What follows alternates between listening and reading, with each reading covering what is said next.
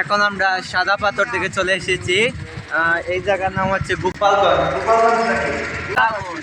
ও sorry guys, এই জায়গার নাম হচ্ছে।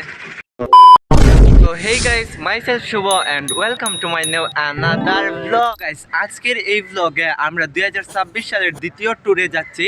তো আজকের ট্যুরে গাইস আমরা যাচ্ছি সিলেট টু সাদা পাথর। তো চলো গাইস, এখন আমার সাথে যারা যারা রয়েছে তাদেরকে একটু পরিচয় করে দেই।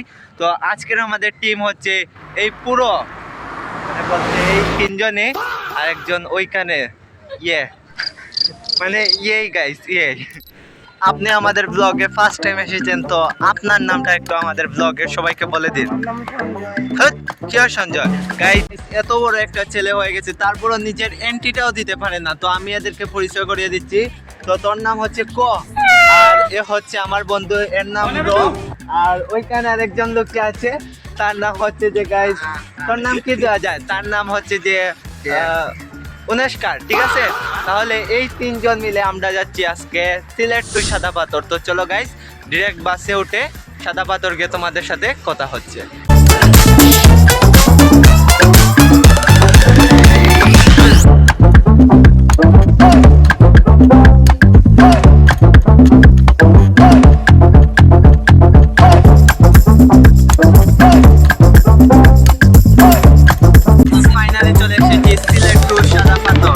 এরপর গাইস চলে আসলাম সেখানের মধ্যে হালকা একটু নাস্তা করার জন্য। এরপর নাস্তা করে চলে আসলাম গরিবের কক্সবাজার, সরি গরিবের সাদা পাথর।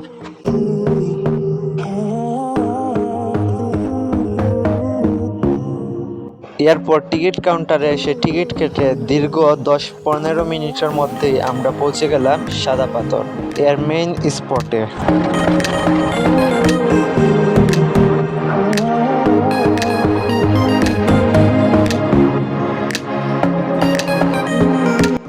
এরপর দীর্ঘ 15 মিনিট পর আমরা এসে পৌঁছালাম সাদা পাথর। তো এখানের মধ্যে আমাদের ফেভারিট টিম আর্জেন্টিনার পতাকা ছিল, কিন্তু এখানে দুর্ভাগ্যবশত আমাদের 7 আপের কোনো পতাকা আমি দেখতে পাইনি। এরপর আমরা হাঁটতে হাঁটতে চলে আসলাম সাদা পাথরের মেইন স্পটে। মেইন স্পটে এসে আমি রীতিমতো গাইস অবাক হয়ে গেছিলাম যে এত বড় ঢেউ, এটা নিয়ে মানুষকে কোথায় ফেলবে। সেটা দেখে গাইস প্রথমে আমি ভেবেছিলাম যে আমি নামবই না স্রোতের মধ্যে। তারপর যখন আমি নামছিলাম গাইস তখন অনেক মজা পাইছি, যেটা আমি বলে বোঝাতে পারবো না। তো এখানের মধ্যে গাইস কোনো আমরা শ্যুট নিতে পারিনি, তাই এখানের মধ্যে কয়েকটি পিক আপনাদেরকে দেখাচ্ছি। সো গাইস, এখন আমরা সানটান করে আসছি। তো এখন আমরা গাইস গিয়ে লাঞ্চ করব। তো লাঞ্চ করার পর তোমাদের সাথে কথা হচ্ছে। আর গাইস আজকে লাঞ্চে আমরা সেই খাবার খাবো। এরপর গাইস আবার আমাদের এরোপ্লেন নৌকার মধ্যে বসে ফুল স্পিডে চলে আসলাম আমাদের আগের জায়গার মধ্যে।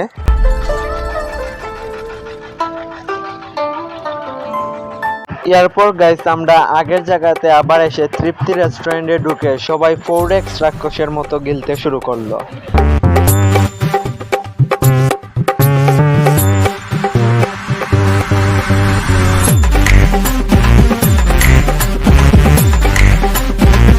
भाई यहाँ पे क्या हो रहा भाई?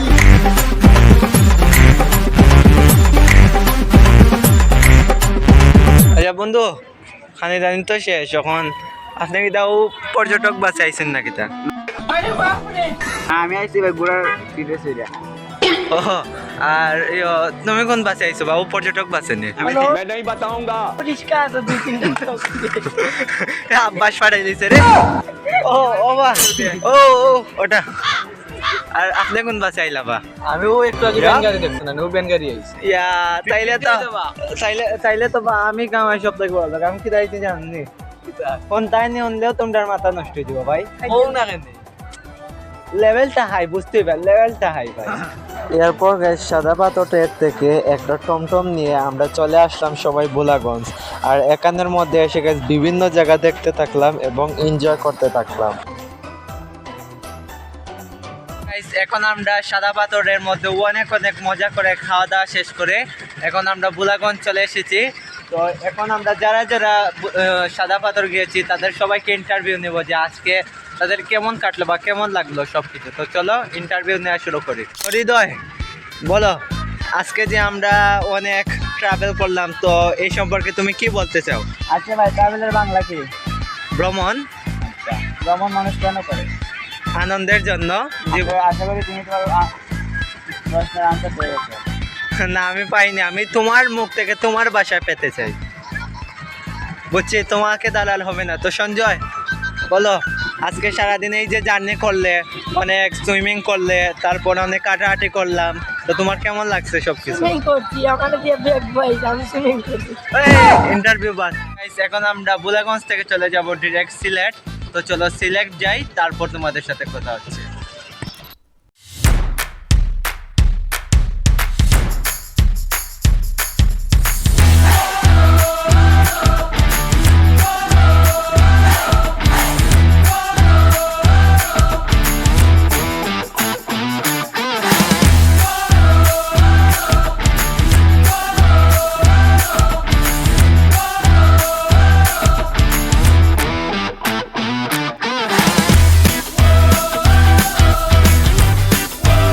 আর আসার সময় গাইস সবাই একদম জিন্দা লাশের মতো বাসের মধ্যে ঘুমিয়ে পড়েছিল।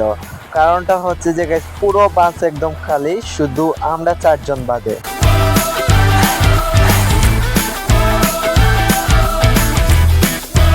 সো গাইস ফাইনালি এখন বাসার মধ্যে চলে এসেছি।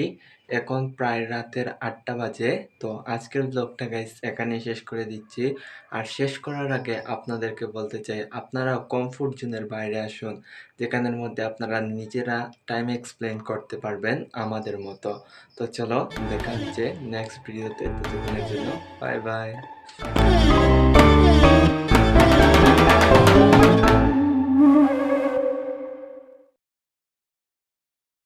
এখন আমরা সাদা পাথর থেকে চলে এসেছি। এই জায়গার নাম হচ্ছে গোপালগঞ্জ। গোপালগঞ্জ নাকি? ও সরি গাইস, এই জায়গার নাম হচ্ছে